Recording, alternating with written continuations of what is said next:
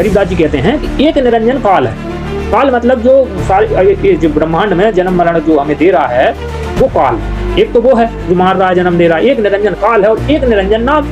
फिर वो यही नीचे क्या कहते हैं कि देखिए, सुन मंडल में तेरा वासा ताते जी में रहो उदासा और कह रैदास निरंजन ध्याओ और जिस घर जाओ के बहुरी न आओ। अब यहाँ पर बाड़ी आती है कि रैदास जी कहना चाह रहे हैं कि निरंजन ध्याओ कि कोटि भानु जाकी शोभा रोम है, मतलब करोड़ों भानु, भानु मतलब होता है सूर्य, ताकि शोभा रोम है जिसके एक रोम में करोड़ों सूर्यों को मिला दो इतना प्रकाश है। यह रैदास देखा हम माही सकल ज्योति रोम समनाही, मतलब ये पूरी ज्योति संसार की जितनी सूर्य प्रकाश मिला दो उसके एक रोम के बराबर। हीराबाई ने कहा है जाका नाम निरंजन कहिए ताका ध्यान धरूंगी हो।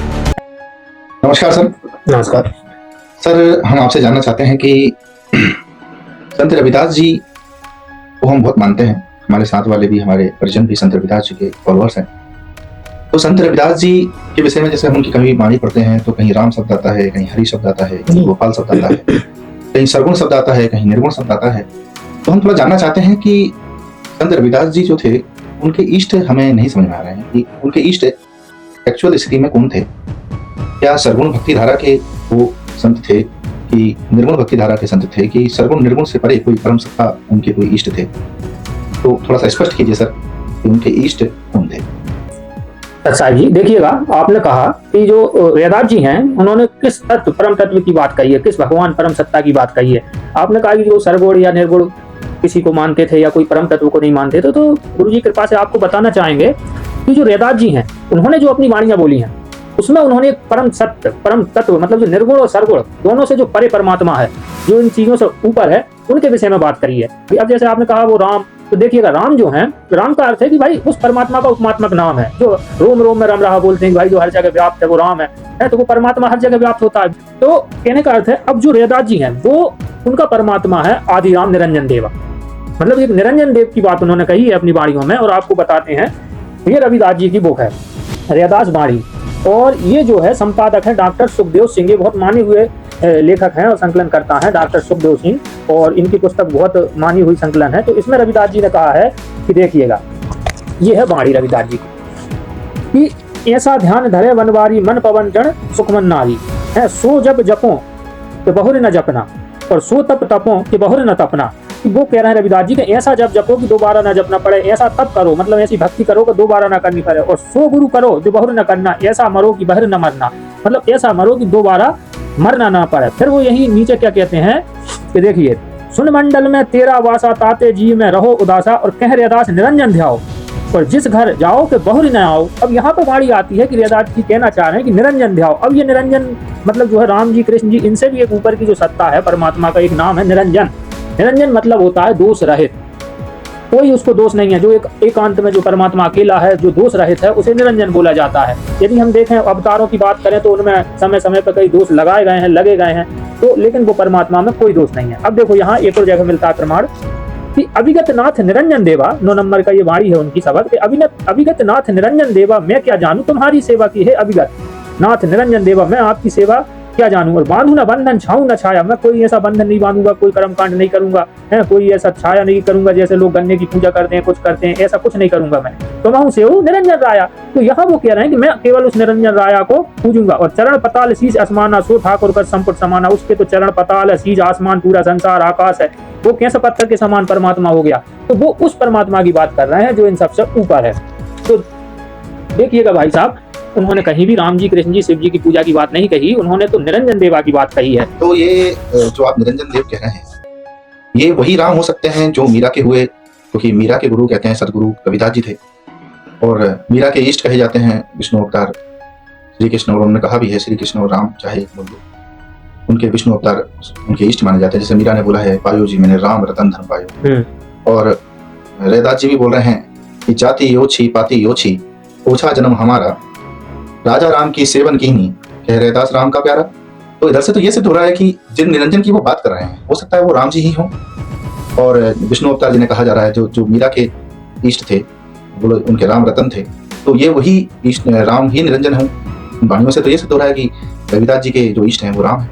देखिएगा जैसे आपने वो बाड़ी कही कि रविदास जी ने राम जी की बात कही है, तो देखिए यहाँ पे जैसा आपको बताया था कि राम का अर्थ परमात्मा ही होता है। मतलब अब ये तो क्या है, जैसे भाई आज भी कई लोग हैं किसी का नाम रख दिया मान लिए इंद्रजीत, किसी का नाम रख दिया अपन ने राधे श्याम, तो ये सब नाम वही वेदों से जो पंडित जी लोग रखते हैं, तो वो सब है भगवान के नाम। जितने भी देवी देवताओं के नाम है, जैसे इंद्र देवता है, इंद्र नाम किसका है? परमात्मा का। जो इंद्रियों का सम्राट है, जो इंद्रियों का राजा है, वो कौन है? परमात्मा। इंद्र तो है नहीं। इंद्र जी की, अहिल्या जी की, इंद्र गौतम जी की, ऋषि जी की आप सब घटना जानते हैं। इंद्र जी अपनी इंद्रिय वश में नहीं रखते, लेकिन नाम इंद्र है।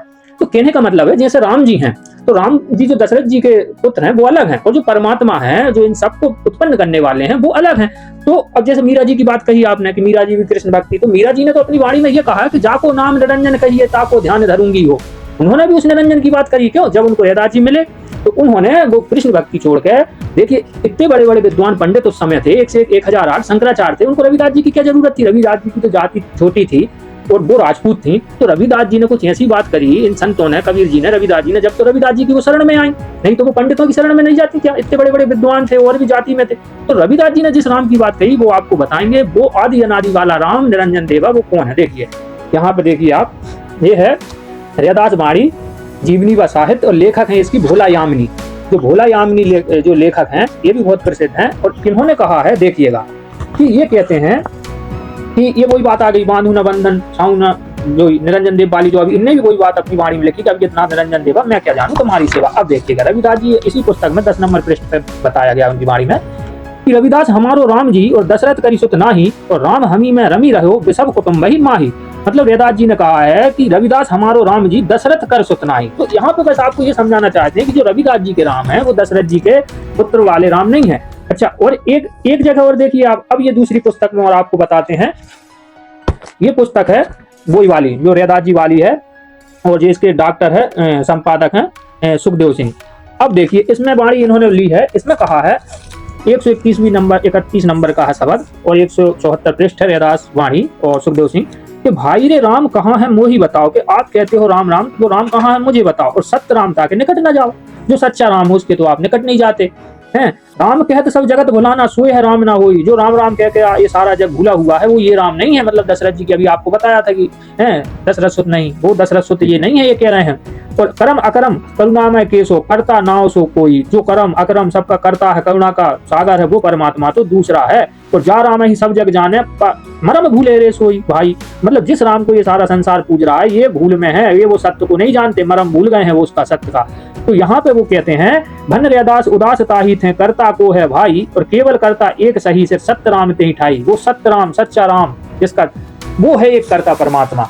तो ये जिनका आप बात कर रहे हो निरंजन जो राम जी से भी, जो दशरथ नंदन राम है उनसे भी परे तो निरंजन देव है जी। तो ये जैसे हमने संतों की आप बात कर रहे हैं, संतों की किताब से ही बता रहे हैं, तो हमने तो संतों की किताब, संतों की वाणी में, कबीर साहब की वाणी में, नानक जी की वाणी में भी, और साधु दयाल जी की वाणी में, उन्होंने ज्योत निरंजन की बात की है। ये ज्योत निरंजन, काल निरंजन, यही रैदास जी के, रविदास जी के इष्ट हैं क्या? ये वही है क्या जिन काल निरंजन की कबीर साहब ने और नानक जी ने और भी दादू जी ने बात करी है? तो ये काल निरंजन, ज्योत निरंजन, ये इष्ट है क्या इनका? आपका कहना है ये है क्या? देखिएगा, जैसा कि निरंजन का अर्थ है कि वो परमात्मा निरंजन, मतलब जिसमें दोष रहित, माया से जो परे है जो परमात्मा, वो निरंजन परमात्मा। उसकी आपको बात बताते हैं कि देखिए रविदास जी ने उस माया से परे वाले जो परमात्मा है उनकी बात बताई। अब क्या है आपको ये वाणियों से बताते हैं रविदास जी, वो कबीर सागर की, कबीर साहब क्या कहते हैं, वो निरंजन कौन है। तो पहले तो आपको ये बता दें कि एक बहुत बड़े संत हो गए हैं ग्राम छुड़ानी, जिला झज्जर, हरियाणा में, जिनका नाम है संत गरीबदास जी महाराज। उन्होंने अपने अमर ग्रंथ साहिब में एक वाणी बोली है कि एक निरंजन काल है और एक निरंजन नाम, और उनमें दोनों बसते हैं, एक बस्ती एक काम। मतलब इसका अर्थ ये गरीबदास जी कहते हैं कि एक निरंजन काल है। काल मतलब जो सारे जो ब्रह्मांड में जन्म मरण जो हमें दे रहा है वो काल, एक तो वो है जो मार रहा है, जन्म दे रहा है, एक निरंजन काल है और एक निरंजन नाम। जैसा कि रविदास जी वाणी में भी बताया था, सत्य नाम ताकि निकट न जाओ, वो सच्चा परमात्मा का आदि निरंजन जो है उसके हम निकट नहीं जा रहे। एक निरंजन नाम मतलब उसका सच्चा नाम है, वो सच्चा परमात्मा, उनमें दोनों बसते हैं।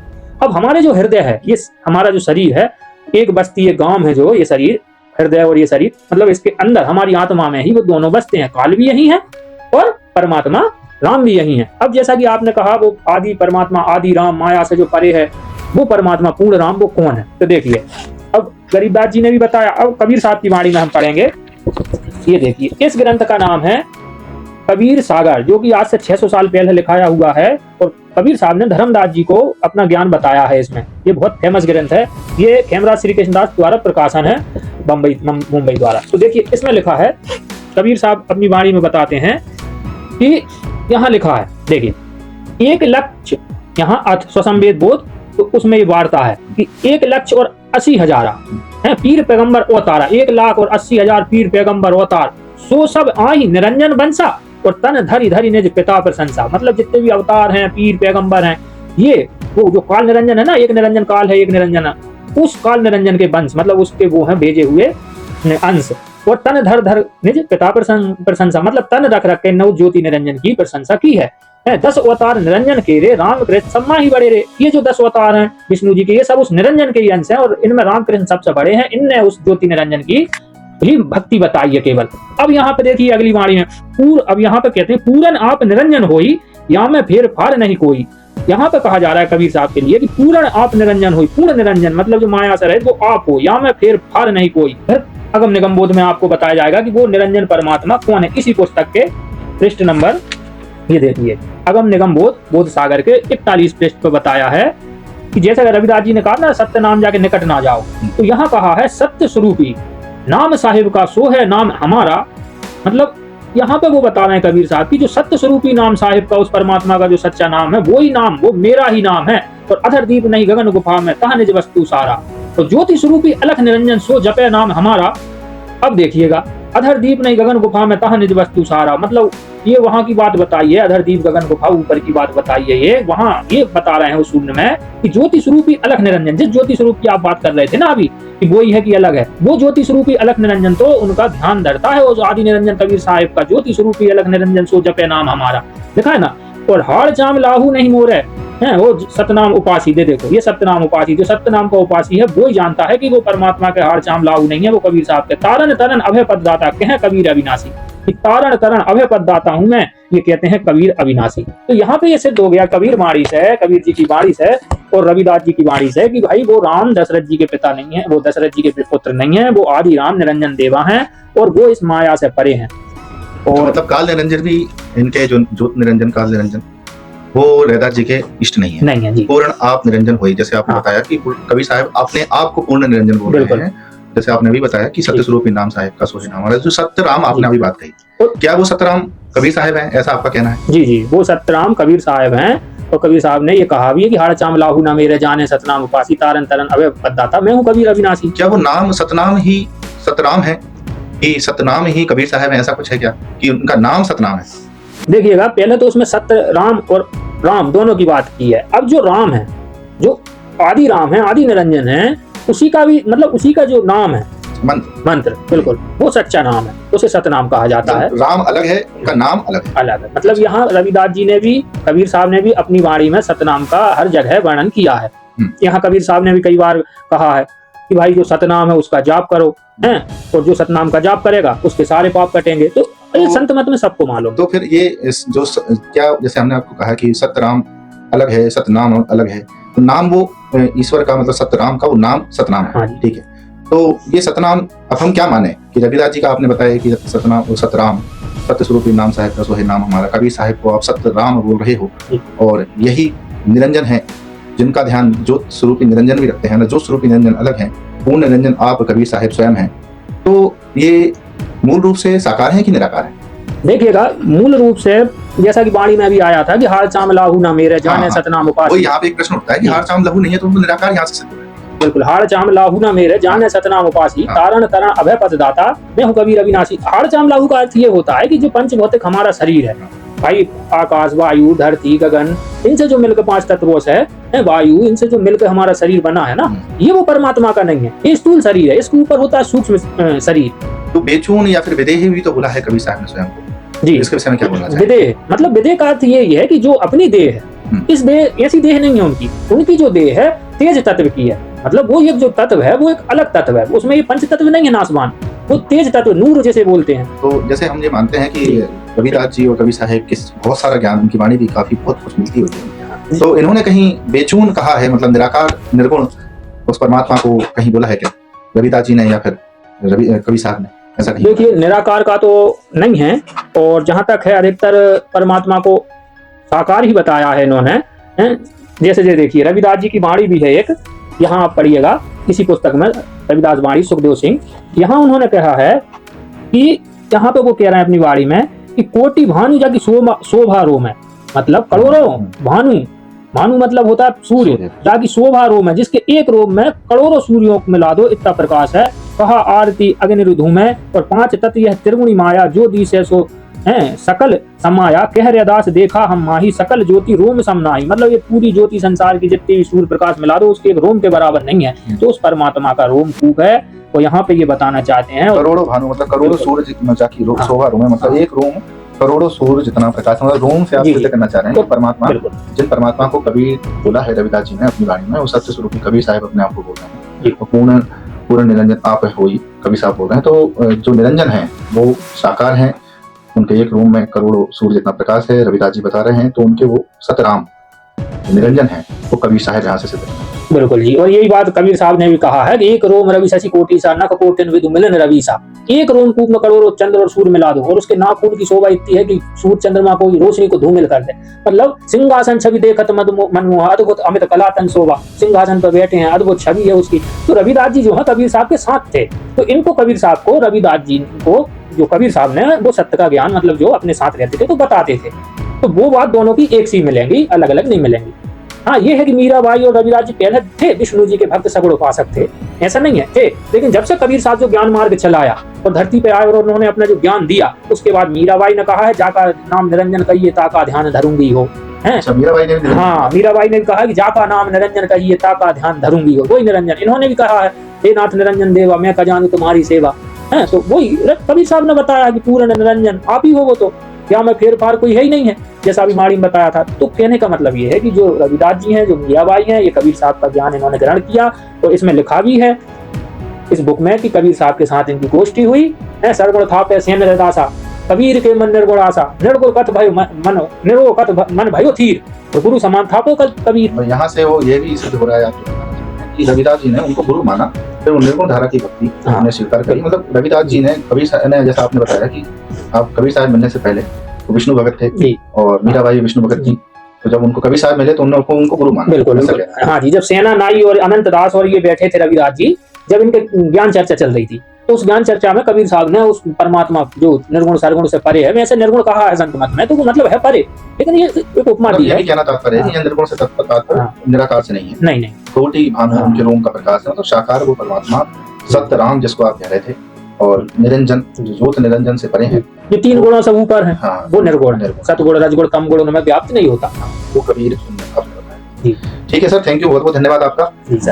आपका कीमती समय हमने लिया, क्योंकि ये बड़ा गुत्थी थी जो सुलझ नहीं पा रही थी कि रविदास जी को हम जब पढ़ते थे तो कहीं गोपाल, कहीं राम, कहीं हरि शब्द आ रहा है, तो हम कभी राम जी पे पहुंच जाते थे, कभी श्री कृष्ण पे पहुंच जाते थे। तो आपने ये सिद्ध करा उन्हीं की किताब से कि उन्हीं की किताब से ये सिद्ध किया कि वो निरंजन, वो जो निरंजन भी नहीं है, राम जी भी नहीं है, दशरथ नंदन श्री कृष्ण जी भी नहीं है, देवकी नंदन वो भी नहीं है, वो राम निरंजन कोई अलग परम तत्सत्ता है, वो कबीर है, ऐसा आपने बताया। बहुत बहुत धन्यवाद सर आपका। हम फिर लौटेंगे आपके पास। Thank you sir.